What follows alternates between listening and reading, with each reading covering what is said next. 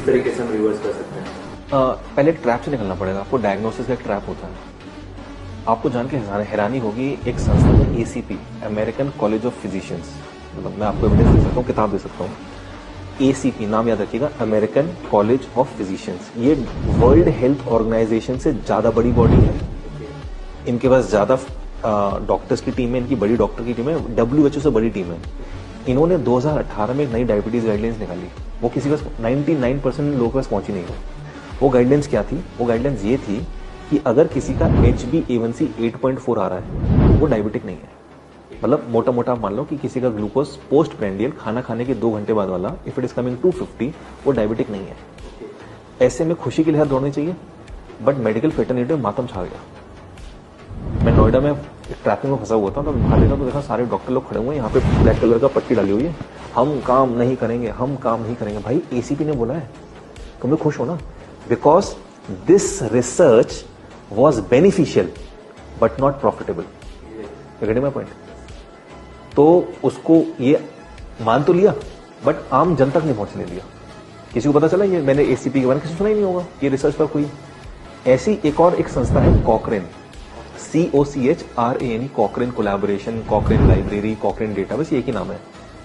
इनके लगभग 125 या 130 कंट्रीज में ऑफिस है। ठीक है, ये किसी भी ऐसे आदमी को हायर नहीं करते जिसका कभी भी किसी फार्मास्यूटिकल कंपनी से नाता हो, या उसके कोई इंटरेस्ट हो किसी कंपनी में, वो कोई स्टेक होल्डर हो। तो ये बहुत ही ऐसे रिसर्चर्स, साइंटिस्ट, डॉक्टर रखते हैं जो एकदम इंडिविजुअल हो।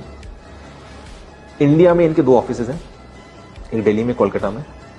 100% गवर्नमेंट फंडेड, यानी कॉकरेन इतनी बड़ी बॉडी है, सारी देश की सरकारें बोलती होंगी जैसे इंडिया के कॉकरेन को इंडियन गवर्नमेंट पैसा देती है, तुम रिसर्च करो।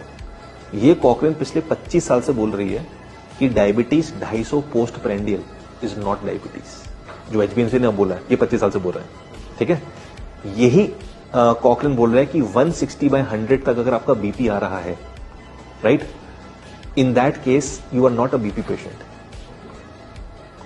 You are not a BP patient. आप अपनी किसी को सर्जरी रोक दी गई कि BP की तुम्हारे ज्यादा सर्जरी नहीं करेंगे, तो उन्होंने पूरी गाइडलाइंस निकाली 160/100 तक।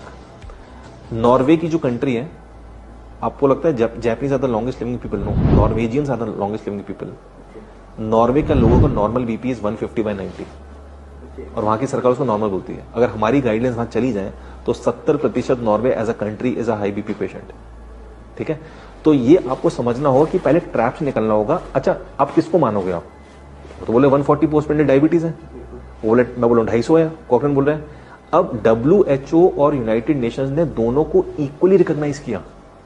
तो अगर आप केमिस्ट की दुकान खोल के बैठे हो तो आप 140 मान लो, अगर आप पेशेंट है तो 250 मान लो। तो पहले ट्रैप से निकलना पड़ेगा ना, आप किसको मार रहे हो। और मैं तो बोलूं, number is not something that should be taken consideration कि 140 ही आना चाहिए या 250 आना चाहिए। How you are feeling.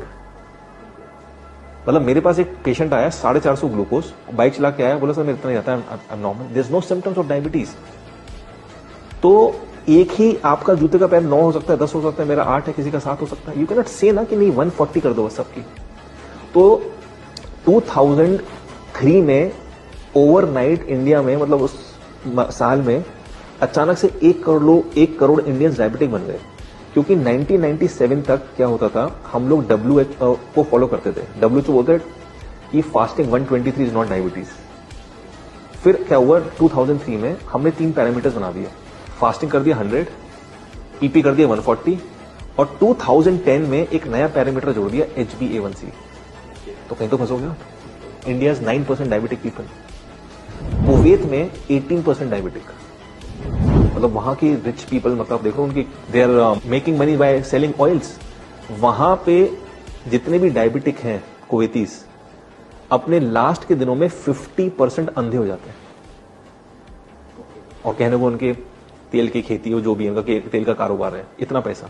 So the point where is, India में 9% लोग डायबिटिक है, कुवैत में 18% है, right. So point over here is कि आप थ्रेशोल्ड किसको मान रहे हो। आपको सिम्टम्स थे कि नहीं थे, आपने एक अपॉइंटमेंट लिया और आप क्या कहते हैं, आपने देखा मेरा 145 हो गया, आप डायबिटिक घोषित हो गए। इससे जो बच गया इंसान, और जिसने नॉलेज प्राप्त कर लिया और कैसे उस ग्लूकोज को नॉर्मल लेके आना है, नो डिजीजेस, नो मेडिसिन।